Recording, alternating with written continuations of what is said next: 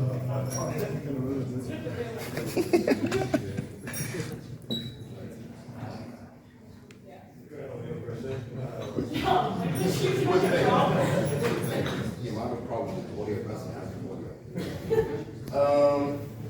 everyone.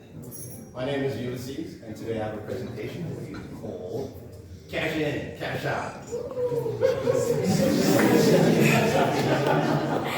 5 finance tips for the fearless free agent. I mean that title extra long, so I'm going to remember.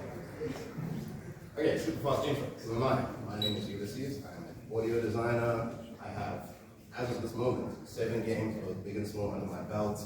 I am lactose intolerant. I'm a Dune enthusiast, so there's never a wrong time to talk about Dune with me. What are we doing here? So, I personally feel that money is always an important topic that doesn't get spoken about enough, and I'm hoping that through this conversation, we can all just be a bit less skittish about like, what's your rate, you know? We can talk more openly about everything that is concerning money so that we can make better deals, compensate people better, so on and so forth. What is this not? This is not legal advice. If you find yourself in court, do not at me. Keep my name out your mouth. What this also is not, is universal advice. I am a freelancer. All of us have our different positions in life and context. So there's useful stuff to be gained from all of this, but just don't think that you can use this like one-to-one. Take what's useful and necessary to you and leave the rest out. All right. Let's get this. Number 1, you can work for free, but you can't work for nothing. Early on in my career, I always thought, man, if I ever get any type of job and anyone asks me to do anything, it has to have veneer on it. No. When you are starting off, there are going to be plenty of opportunities and times where money is not on the table, but it's still a good opportunity for you. So when those opportunities do come up, don't think that money is the sole compensatory value to you. You can exchange services with people. If you are a web designer and I'm an audio designer, I can be like, hey, design my website, I'll do some audio for you. And that's an equal exchange of goods because it helps us in the long term as opposed to in the short term with just getting some money. Tip number 2, scare money don't make none. Talk is cheap. This is a great album, go listen to it. This song in particular, Scared Money, talks about how you shouldn't be afraid to invest money into yourself and opportunities and other things. If you find that someone is selling a course for $800, don't run away. Go find out why it's $800. Maybe saving you 2 years of time that you would have spent yourself that you could just skip in like 1 week. If you go to GDC, for instance, it's very far and very expensive, but Playtopia, for instance, that could be a huge opportunity for you in terms of contacts for the long term, in terms of potential opportunities. There's just so much value that you can get from yourself if you do not just have money sitting in your account and you instead invest it in yourself and whatever opportunity or idea you see out there in the wild. Number 3, contracts are not scary, people are scary. Whenever I used to encounter contracts, I used to be like, what's going on here? All these words, I don't quite understand what they mean.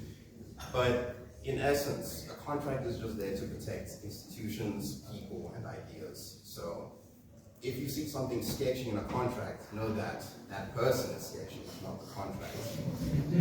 Anytime I encounter a contract, I try to do my due diligence to uncover who it is I'm working with, what's their history, what's their background, and so on and so forth. Because that will give me a broader perspective of what are they actually trying to get me to sign if I work with them. So, yeah, contracts can definitely be changed. If anyone comes to you with any type of rush advice, like, oh, you need to sign this like today, otherwise it's not going to work. They're trying to take it off together. Do not do this with some people. Number 4, does anyone want a little treat? Yeah, you got to ask for it though. I want a treat. First option, do not get fed. I don't have a treat.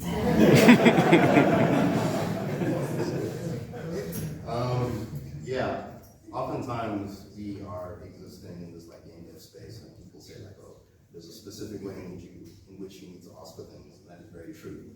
Because I can't come up to Ashley, hey, I'm looking for a job. Oh, sorry, I'm looking for a job. It's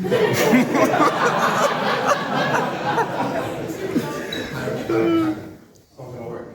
What I can do instead is be like, how do you doing? Good, thank you. Yeah, so you good? Hanging out? I don't know, what have you been doing recently? Okay, that's nice, that's nice. I myself am doing all this. So, yeah, like if you see any opportunities or anything, just like, you're nice, keep that in mind. And also because you're prototyping, I'll keep that in mind. Like, I don't know, you'd like to find someone to collaborate with you. If you're interested, that is.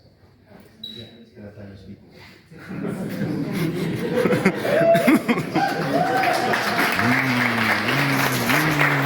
I taught him how to act, you know what I'm saying? Everything he knows, it came from me. Not scripted. I could tell. Yeah, so if there are, don't be afraid of putting out your intentions out in the world. We can speak to people. It's not a sin, it's not a crime to say that I'm looking for a job. It's just a matter of which you do so with people. Don't make it the sole objective of why you're speaking to people.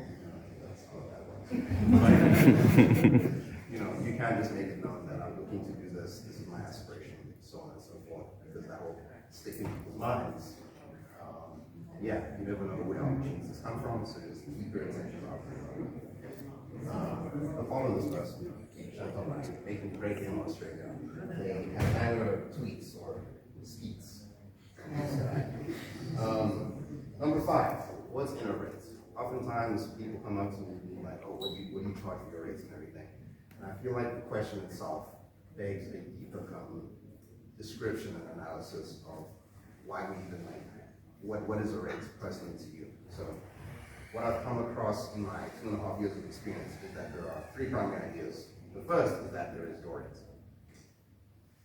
Your rate. The second is that there is an industry rate. The third is that there are companies. A company rate. That's not enough. So how much more can we unpack this idea? Well, your rate is essentially what you're trying to be paid. The industry rate is what is everyone expecting to be paid, and the third rate is what a company is willing to pay you. But that's not enough. A further definition of rates we could define as your rate is your monthly allowance, your burnout rates, your runway, what are you going to do after this job ends, and what you're going to put back into your savings. That all encompasses your income. The industry rate, on the other hand, is a consensus, and I find it to be very bittersweet because it gives you an idea of whether you are too high or too low.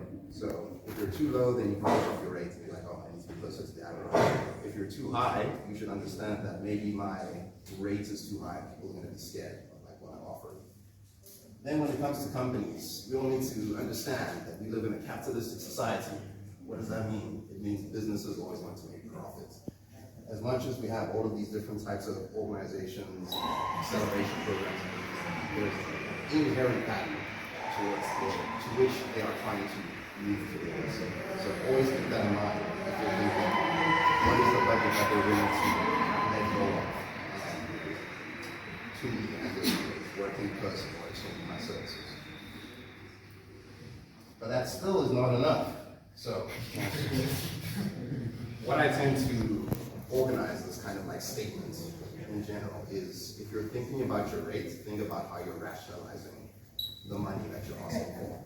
We all have different contexts and everything. So if I am living in South Africa, I have a certain amount that gets me through a month. If I'm living in America, however, that amount is going to be vastly different. So you need to keep all of these contextual ideas of who you're dealing with, what your context is, and what the industry at large thinks is fair to actually define your rate. In the words of 21 Grammy Award-winning artist Kendrick Lamar, you deserve it all.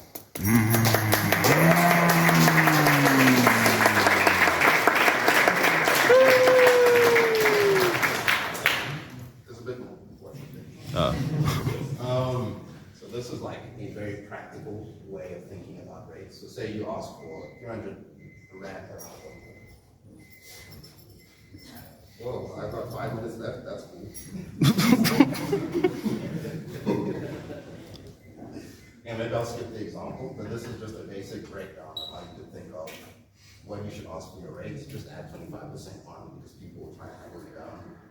If there's an industry rates, take that rates and use the 25% rule again. Try and push everything up because again, people will haggle you down. If there's a company, make sure that you're aware of the scale and the size in which they operate at. I can't ask for $100 million from like a small company that's a 2-man team in Cape Town. But I can do that from EA. So keep that in mind. In closing, I want to say that financial literacy takes 4 things.